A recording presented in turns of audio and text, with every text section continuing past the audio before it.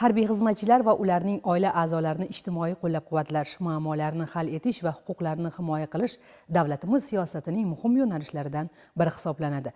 Shu maqsadda Namangan viloyati harbiy prokuraturasi va toifalangan obyektlarni qo'riqlash qo'shinlari qo'mondonligi bilan hamkorlikda Pop tumanida joylashgan harbiy shaharchada harbiylar va ularning oila a'zolari uchun sayyor qabul o'tkazildi. Tafsilotlar muxbirimiz lavhasidan o'rin olgan.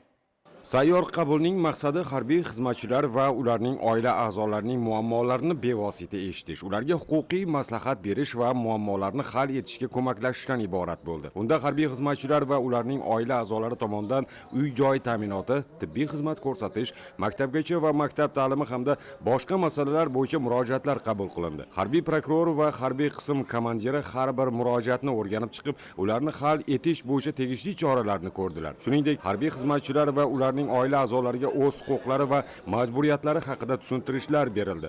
Sayyor qabul davomida kelib tushgan murojaatlarning 3tasi joyida ijobiy hal etildi. 15tasi bo'yicha huquqiy tushunchalar berildi. Ko'rib chiqiladigan muddat talab etadigan 4ta murojaat nazoratga olindi va tegishli mas'ullarga biriktirildi. Tadbir doirasida harbiy xizmatchilarning farzandlari tibbiy ko'rikdan o'tkazilib, ularga tibbiy maslahatlar berildi. Shuningdek, ishtirokchilar uchun kitob ko'rgazmasi ham tashkil etildi. O'tkazilgan sayyor qabuldan ko'zlangan asosiy maqsad harbiy xizmatchilar va ularning oila a'zolarining ijtimoiy masalalardagi muammolarini, sohaga oid muammolarni joyida hal etish va ularni muammolariga ijobiy yechim topishdan iborat. Qolaversa, bu yerda nafaqat sayyor qabul, balki harbiy xizmatchilarimizni oilalari uchun bo'sh ish o'rinlari yarmarkasi, kitob yarmarkalari o'tkazildi.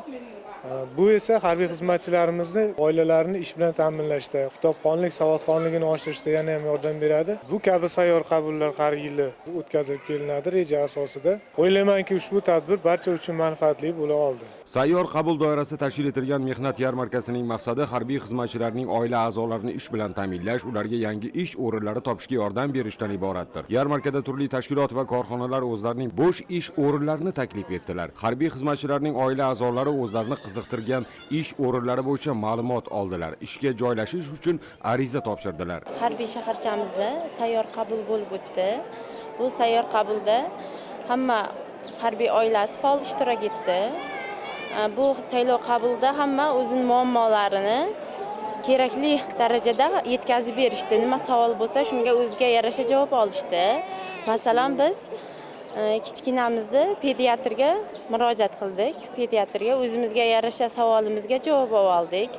Shunaqa sayyor qabullar bo'lib turgani uchun katta rahmat. Harbiy prokuror tomonidan o'tkazilgan sayyor qabul va mehnat yarmarkasi harbiy xizmatchilar va ularning oila a'zolarini qo'llab-quvvatlash, huquqlarini himoya qilish va jamiyatga integratsiya qilishga xizmat qildi. Bu boradagi tadbirlarni boshqa hududlarda ham o'tkazish belgilab olindi.